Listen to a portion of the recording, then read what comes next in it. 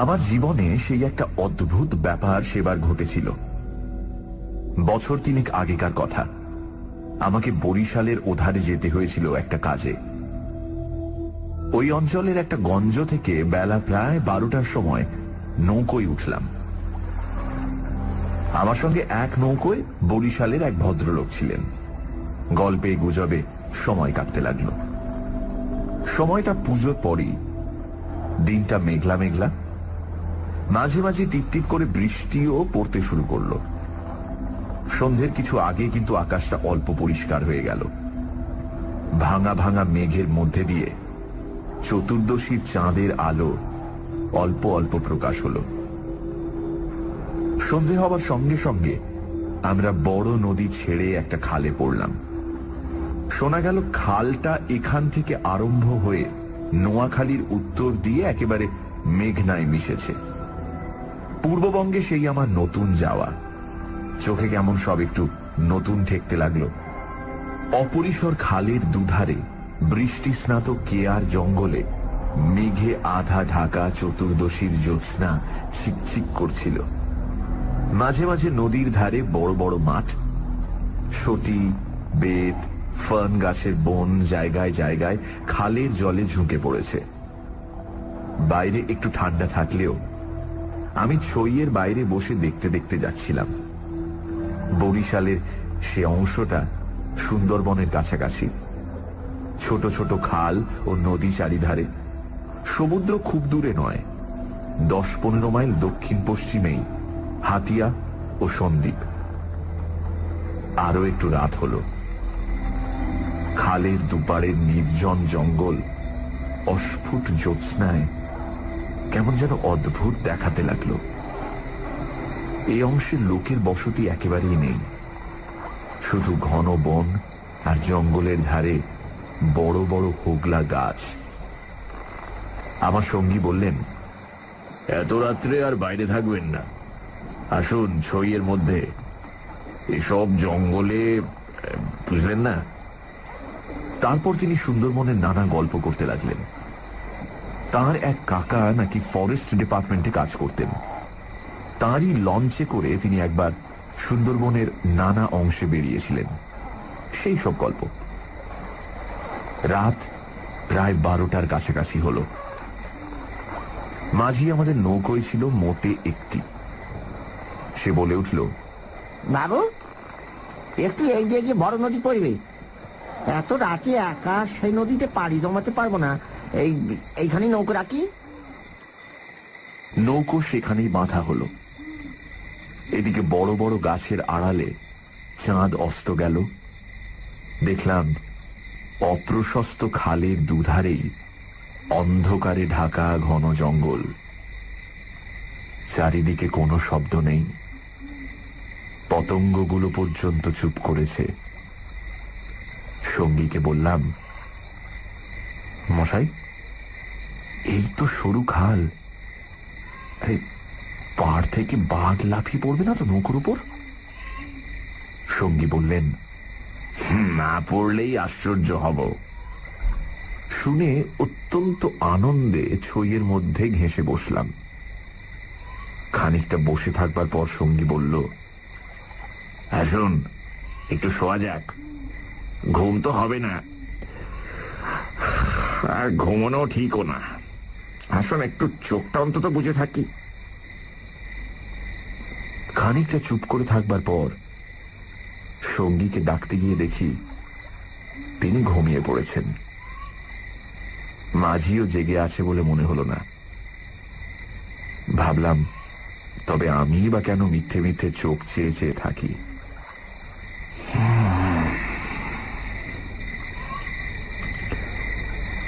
তারপর যা ঘটল সেটি আমার জীবনের এক অদ্ভুত অভিজ্ঞতা। শুতে যাচ্ছি, হঠাৎ আমার কানে গেল অন্ধকার ঘন ঝোপের ওপাশে অনেক দূরে গভীর জঙ্গলের মধ্যে কে যেন কোথায় গ্রামোফোন বাজাচ্ছে। তাড়াতাড়ি উঠে বসলাম। গ্রামোফোন? এই বনে এত রাতে গ্রামোফোন বাজাবে কে? কান পেতে শুনলাম গ্রামাফোন না, অন্ধকার হিজল হিমতাল গাছগুলো যেখানে খুব ঘন হয়ে আছে সেখান থেকে কারা যেন উচ্চ কণ্ঠে আর্ত করুণ সুরে কি যেন বলছে। খানিকটা শুনে মনে হলো সেটা একাধিক লোকের সমবেত কণ্ঠস্বর।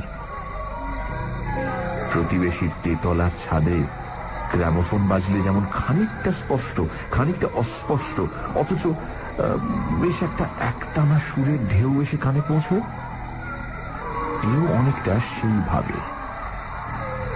মনে হলো যেন কতকগুলো অস্পষ্ট বাংলা ভাষার শব্দ কানে গেল, কিন্তু ধরতে পারা গেল না কথাগুলো কি।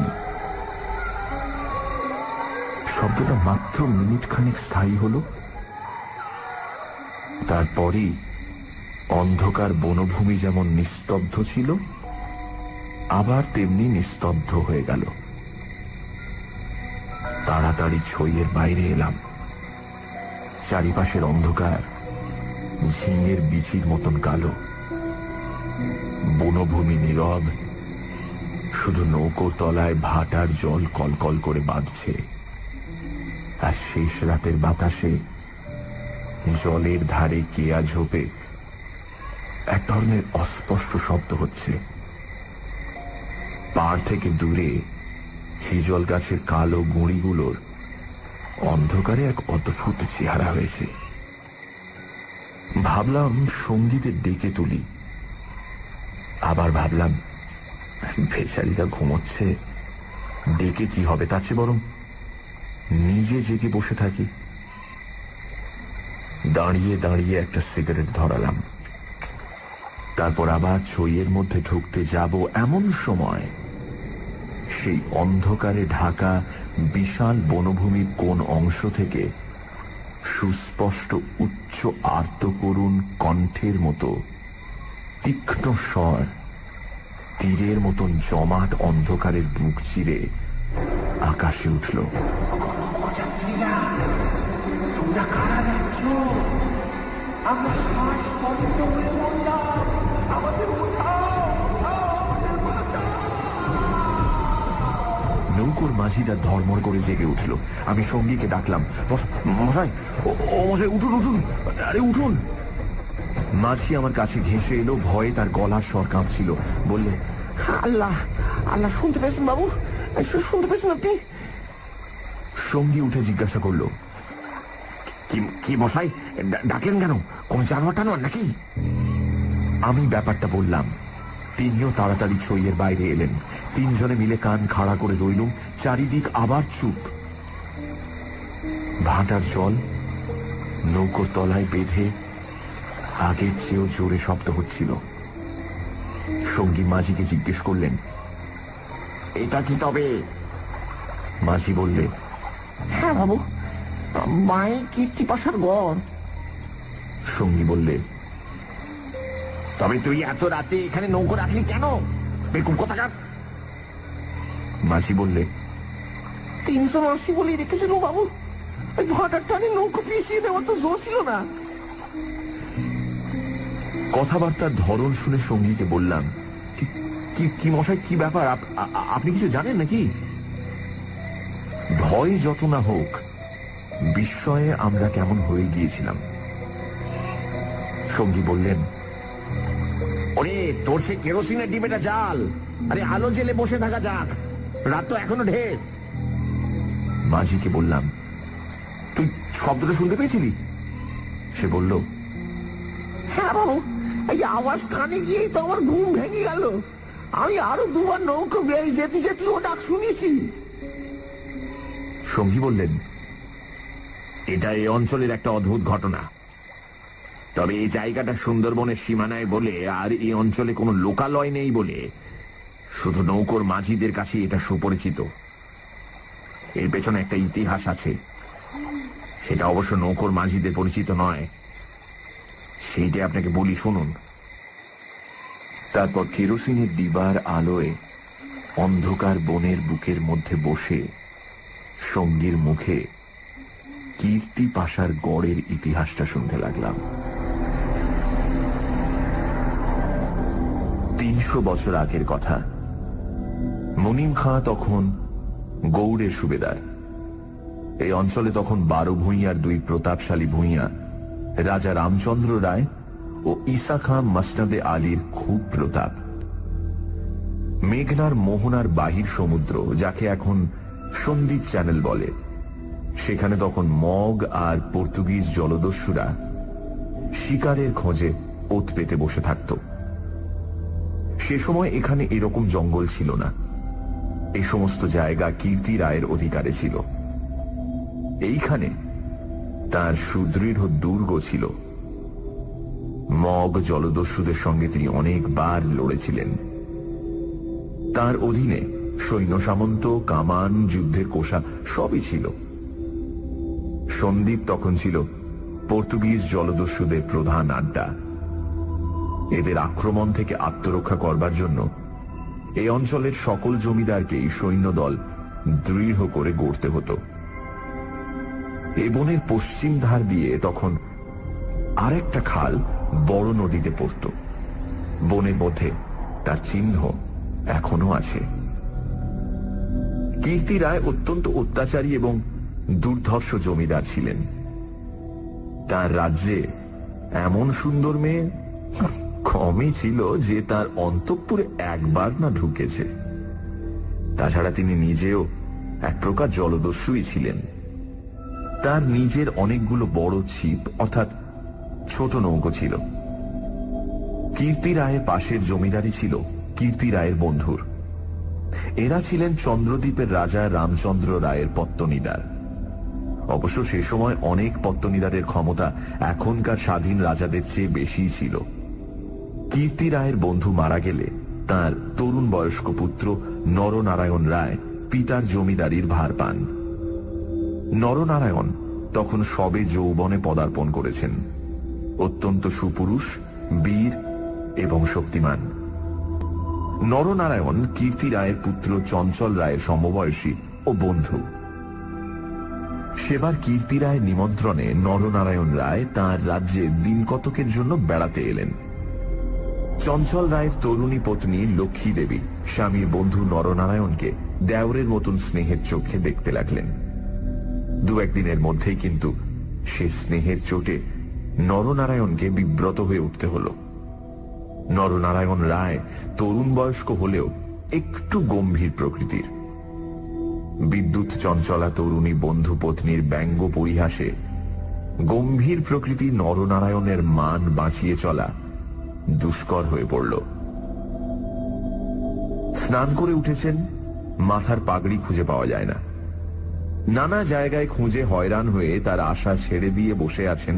হঠাৎ কখন নিজের বালিশ তুলতে গিয়ে দেখেন তার নিচেই পাগড়ি চাপা আছে, যদিও এর আগেও তিনি বালিশের নিচেই খুঁজেছেন। তার প্রিয় তলোয়ারটা দুপুর থেকে বিকেলের মধ্যে 5 বার হারিয়ে গেল, আবার 5 বারই সম্পূর্ণ অপ্রত্যাশিত জায়গা থেকে খুঁজে পাওয়া গেল। পানে এমন সব জিনিসের সমাবেশ হতে লাগলো যা কোনো কালেই পানের উপকরণ নয়। বন্ধু পত্নীর সঙ্গে কিছুতেই এঁটে উঠতে না পেরে অত্যাচার জর্জরিত নরনারায়ণ রায় ঠিক করলেন তার বন্ধুর স্ত্রীটি একটু ছিটগ্রস্ত। বন্ধুর দুর্দশায় চঞ্চল রায় মনে মনে খুশি হলেও বাইরে স্ত্রীকে বললেন, 2 দিনের জন্য এসেছে বেচারি, ওকে তুমি যে রকম বিব্রত করে তুলেছ ও আর কখনো এখানে আসবে না। দিন কয়েক এরকম কাটবার পর কীর্তি রায়ের আদেশে চঞ্চল রায়কে কি একটা কাজে হঠাৎ গৌড়ে যাত্রা করতে হলো। নরনারায়ণ রায়ও বন্ধুর স্ত্রী কখন যে কি করে বসে সেই ভয়ে কয়েকদিন কাটানোর পর নিজের বজরায় উঠে হাঁপ ছেড়ে বাঁচলেন। যাবার সময় লক্ষ্মী দেবী বলে দিলেন, এবার আবার যখন আসবে ভাই, এমন একটা বিশ্বাসী লোক সঙ্গে এলো যে রাত দিন তোমার জিনিসপত্র ঘরে বসে পাহারা দেবে, বুঝলে? নরনারায়ণ রায়ের বজরা রায়মঙ্গলের মোহনা ছাড়িয়ে যাবার একটু পরেই জলদস্যুদের দ্বারা আক্রান্ত হল। তখন দুপুরবেলা সমুদ্রের সেই অংশে এমন কোন নৌকো ছিল না যারা সাহায্য করতে আসতে পারে। সেটা রায়মঙ্গল আর কালাবদর নদীর মুখ। সামনেই সমুদ্র। সন্দ্বীপ চ্যানেল জলদস্যুদের প্রধান ঘাঁটি। নরনারায়ণের বজরার রক্ষীরা কেউ হত হল, কেউ সাংঘাতিক জখম। নিজে নরনারায়ণ দস্যুদের আক্রমণ প্রতিহত করতে গিয়ে হাঁটুতে কিসের খোঁচা খেয়ে অজ্ঞান হয়ে পড়লেন। জ্ঞান হবার পর দেখতে পেলেন তিনি এক অন্ধকার জায়গায় শুয়ে আছেন। তার সামনে কি যেন একটা বড় নক্ষত্রের মতন জ্বলছে। খানিকক্ষণ জোরে চোখের পলক ফেলবার পর তিনি বুঝলেন যাকে তারা বলে মনে হয়েছিল তা আসলে একটি ছোট জানালা থেকে ঢুকে আসা বাইরের আলো। নরনারায়ণ দেখলেন তিনি একটি অন্ধকার ঘরের ভেজা মেঝের উপর শুয়ে আছেন। ঘরের দেয়ালের জায়গায় জায়গায় সবুজ শ্যাওলার দল গজিয়েছে। সানডে সাসপেন্স, শুধুমাত্র radio Mirchi 98.3 FM A. It's hot. শুনছেন বিভূতিভূষণ বন্দ্যোপাধ্যায়ের লেখা অভিশপ্ত।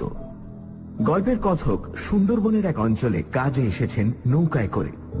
রাতের দিকে জঙ্গলের মধ্যে নদীর পাড় থেকে শুনলেন অদ্ভুত কিছু শব্দ। কারা যেন চিৎকার করে কিছু বলছে। মাঝি বলল এই জায়গাটার নাম কীর্তি পাশার গড়। এখানে রাতে কেউ আসে না। জায়গাটা নিয়ে একটা গল্প আছে। 300 বছর আগে এখানে কীর্তি রায় নামে এক অত্যাচারী দুর্ধর্ষ জমিদার ছিলেন। তিনি তার প্রতিবেশী জমিদারের পুত্র নরনারায়ণ রায়কে আমন্ত্রণ জানান। নরনারায়ণ রায় কিছুদিনের জন্য কীর্তি রায়ের পুত্র চঞ্চল রায়ের সঙ্গে সময় কাটাতে আসেন। চঞ্চল রায়ের স্ত্রী লক্ষ্মী দেবী নরনারায়ণকে দেওরের মতন স্নেহ করতেন, কিন্তু নানান রকম ঠাট্টা পরিহাসে তাকে অতিষ্ঠ করে তোলেন। নিমন্ত্রণ রক্ষা করে ফেরবার পথে নরনারায়ণ জলদস্যু দ্বারা আক্রান্ত হয়। যখন তার জ্ঞান হয় তখন তিনি দেখেন যে তিনি একটি অন্ধকার ঘরে বন্দী। তারপর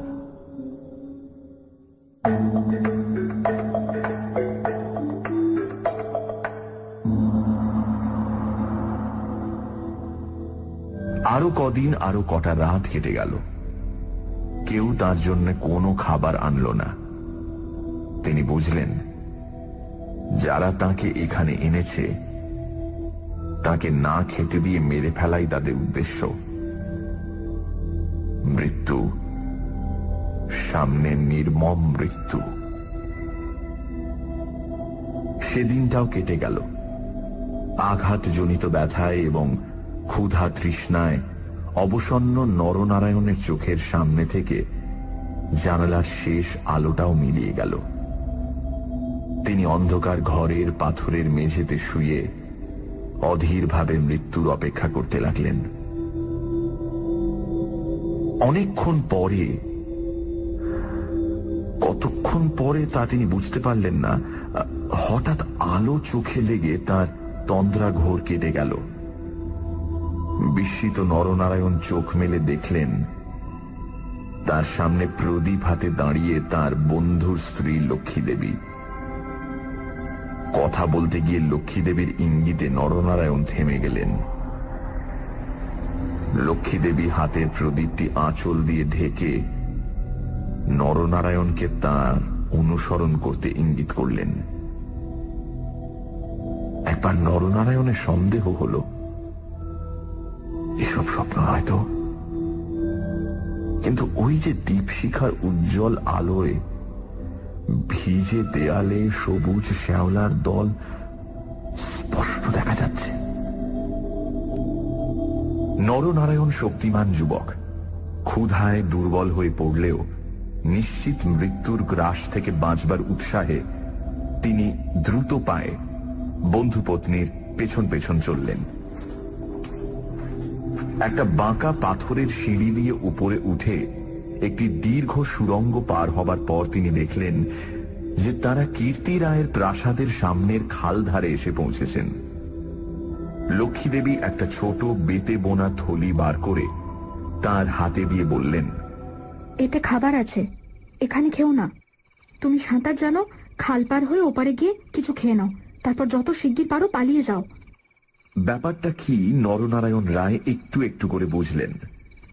তার বিস্তৃত জমিদারি কীর্তি রায়ের জমিদারির পাশেই, এবং তার অবর্তমানে কীর্তি রায় ভবিষ্যৎ জমিদার। অত বড় বিস্তৃত ভূসম্পত্তি সৈন্য সামন্ত কীর্তি রায়ের হাতে এলে তিনি কি আর কিছু গ্রাহ্য করবেন? প্রদীপের আলোয় নরনারায়ণ দেখলেন তার বন্ধুপত্নীর মুখে সে চটুল হাসি রেখার চিহ্ন নেই। তার মুখখানি সহানুভূতিতে ভরা মাতৃমুখের মতন স্নেহ কোমল হয়ে এসেছে। তাদের চারপাশে গাঢ় অন্ধকার, মাথার উপর আকাশের বুক চিরে দিগন্ত বিস্তৃত উজ্জ্বল ছায়াপথ, কাছেই খালের জল জোর ভাটার টানে তীরের হোগলা গাছ দুলিয়ে কলকল শব্দে বড় নদীর দিকে ছুটেছে। নরনারায়ণ আবেগপূর্ণ সুরে জিজ্ঞাসা করলেন, বউ ঠাকুর, চঞ্চল কি এর মধ্যে আছে? লক্ষ্মী দেবী বললেন, না ভাই, তিনি কিছু জানেন না। এই সব শ্বশুর ঠাকুরের কীর্তি। এই জন্যই তাকে অন্য জায়গায় পাঠিয়েছেন। এখন আমার মনে হচ্ছে গৌটো সব মিথ্যে। নরনারায়ণ দেখলেন লজ্জায় দুঃখে তার বন্ধুপত্নীর মুখ বিবর্ণ হয়ে উঠেছে। লক্ষ্মীদেবী আবার বললেন, আমি আজ জানতে পারি খিড়কিগড়ের পাইক সর্দার আমায় মা বলে। তাকে দিয়ে দুপুরহাটে পাহারা সব সরিয়ে রেখে দিয়েছিলাম, তাই। নরনারায়ণ বললেন, বউ ঠাকুরুন, আমার এক বোন ছেলেবেলায় মারা গিয়েছিল।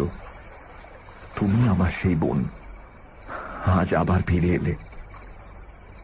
লক্ষ্মীদেবীর পদ্মের মতো মুখখানি চোখের জলে ভেসে গেল। একটু ইতস্তত করে বললেন, ভাই, বলতে সাহস পাই না, তবু একটা কথা বলছি, বোন বলে যদি রাখো। নরনারায়ণ জিজ্ঞাসা করলেন, কি কথা বউ ঠাকুর? লক্ষ্মীদেবী বললেন, তুমি আমার কাছে বলে যাও ভাই যে শ্বশুর ঠাকুরের কোনো অনিষ্ট চিন্তা তুমি করবে না। নরনারায়ণ রায় একটুখানি কি যেন ভাবলেন, তারপর বললেন, তুমি আমার প্রাণ দিলে বউ ঠাকুরন, তোমার কাছে বলে যাচ্ছি, তুমি বেঁচে থাকতে আমি তোমার শ্বশুরের কোনো অনিষ্ট চিন্তা করব না। বিদায় নিতে গিয়ে নরনারায়ণ একবার জিজ্ঞাসা করলেন, বউ ঠাকুরন, তুমি ফিরে যেতে পারবে তো? লক্ষ্মীদেবী বললেন, আমি ঠিক যাব, তুমি কিন্তু যত দূর পারো সাঁতরে গিয়ে তারপর ডাঙে উঠে চলে যেও।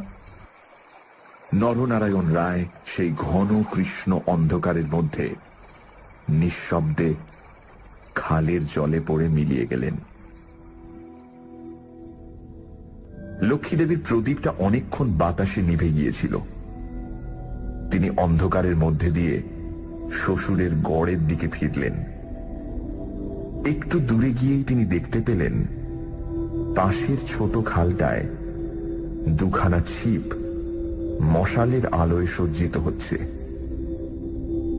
ভয়ে তার বুকের রক্ত জমে গেল। সর্বনাশ! এরা কি তবে জানতে পেরেছে? দ্রুত পায়ে অগ্রসর হয়ে গুপ্ত সুড়ঙ্গের মুখে এসে তিনি দেখলেন সুড়ঙ্গের পথ খোলাই আছে। তিনি তাড়াতাড়ি সুড়ঙ্গের মধ্যে ঢুকে পড়লেন।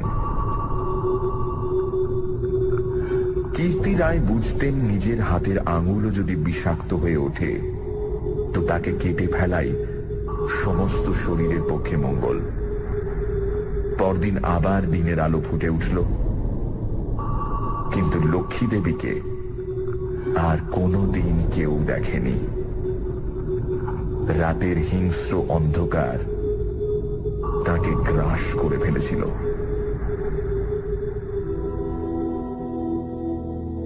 নরনারায়ণ রায় নিজের রাজধানীতে বসে সব শুনলেন।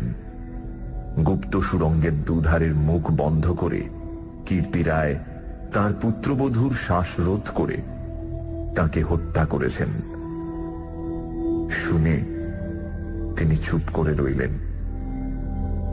এর কিছুদিন পরে তার কানে গেল বাসুন্তার লক্ষণ রায়ের মেয়ের সঙ্গে খুব তাড়াতাড়ি চঞ্চলের বিয়ে।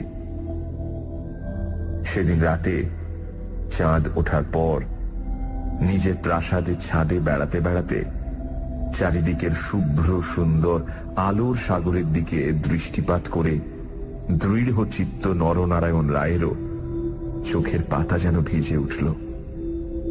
তার মনে হলো তার অভাগিনী বউ ঠাকুরানীর চোখের দুষ্টু হাসিটি তারায় তারায় নবমল্লিকার মতো ফুটে উঠেছে। নরনারায়ণ রায়ের পূর্বপুরুষেরা ছিলেন দুর্ধর্ষ দস্যু। হঠাৎ পূর্বপুরুষের সেই বর্বর রক্ত নরনারায়ণের ধমনীতে নেচে উঠল। তিনি মনে মনে বললেন, আমার অপমান আমি একরকম ভুলেছিলাম বউ ঠাকুরুন, কিন্তু তোমার অপমান আমি সহ্য করব না কখনোই।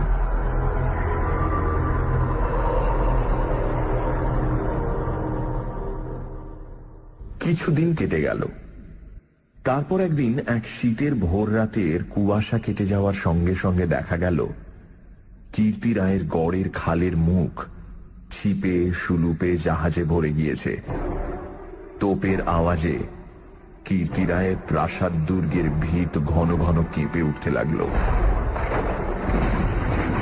কীর্তি রায় শুনলেন আক্রমণকারী নরনারায়ণ রায়, সঙ্গে দুরন্ত পর্তুগিজ জলদস্যু সেবাস্টিও গঞ্জালেস। উভয়ের সম্মিলিত বহরের 40খানা কোষা খালের মুখে চড়াও হয়েছে। পুরো বহরের বাকি অংশ বাইরের নদীতে দাঁড়িয়ে। এই আক্রমণের জন্য কীর্তি রায় আগে থেকে প্রস্তুত ছিলেন।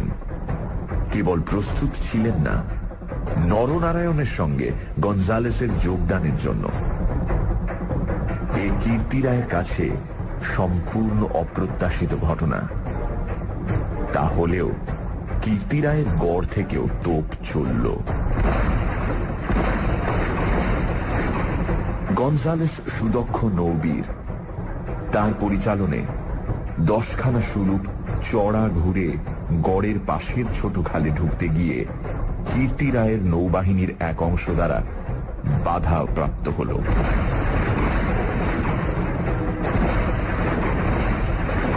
গড়ের কামান সেদিকে এত প্রখর যে খালের মুখে দাঁড়িয়ে থাকলে বহর মারা পড়ে।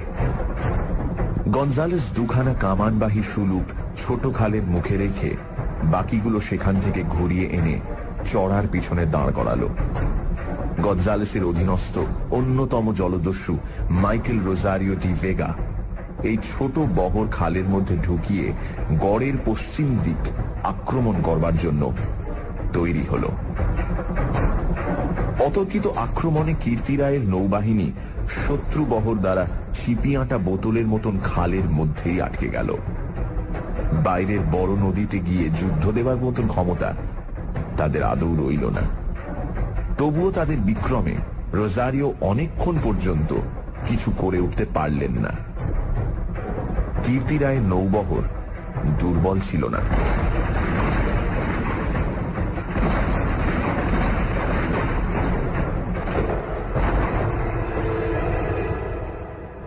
বিকেলের দিকে রোজারিওর কামানের মুখে গড়ের পশ্চিম দিকটা একেবারে হুমড়ি খেয়ে পড়ে গেল।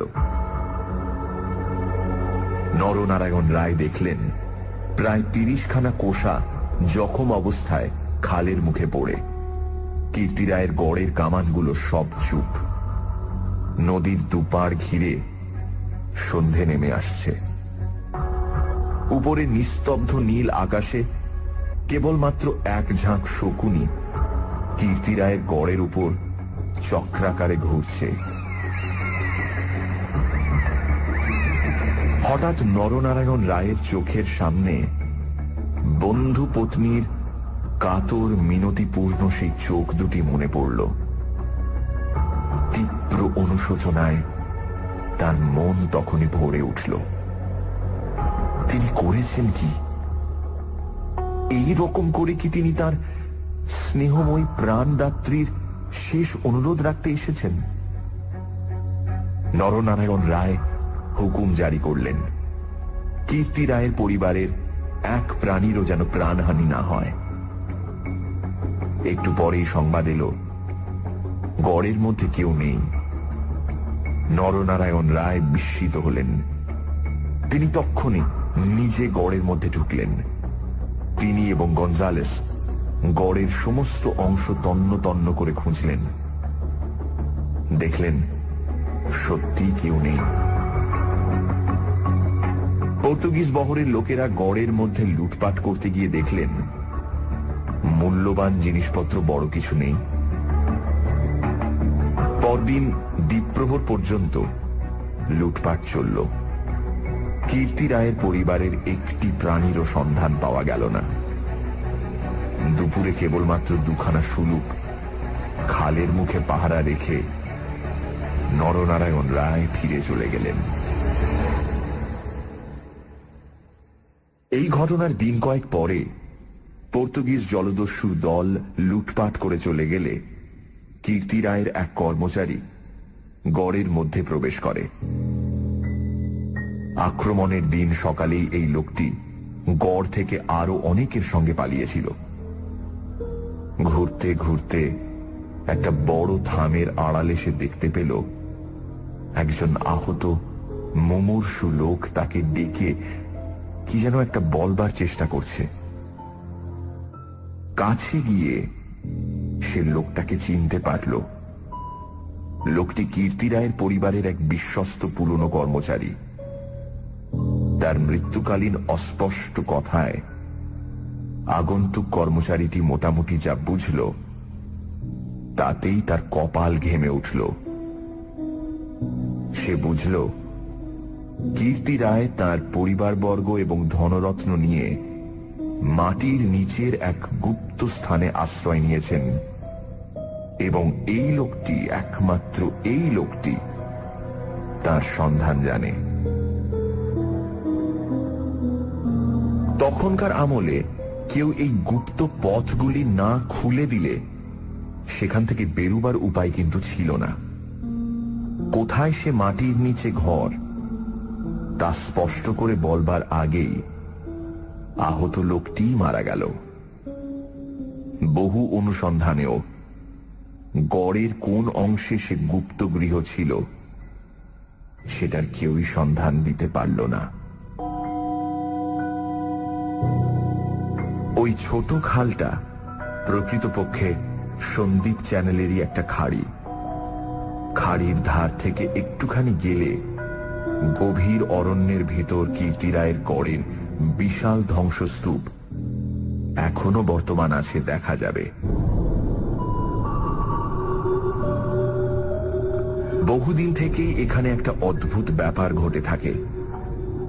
দুপুর রাতে গভীর বনভূমি যখন নীরব হয়ে যায়, হিমতাল হিজল গাছের কালো গুঁড়িগুলো অন্ধকারে যখন বনের মধ্যে প্রেতের মতো দাঁড়িয়ে থাকে, সন্দীপ চ্যানেলের জোয়ারের ঢেউয়ে লোনা জল খাড়ির মুখে জোনাকির মতন জ্বলতে থাকে, তখন খাল দিয়ে নৌকো বেয়ে যেতে যেতে মোম মধু সংগ্রাহকেরা কতবার সে শুনেছে অন্ধকার বনের এক গভীর অংশ থেকে কারা যেন আত্মস্বরে চিৎকার করছে,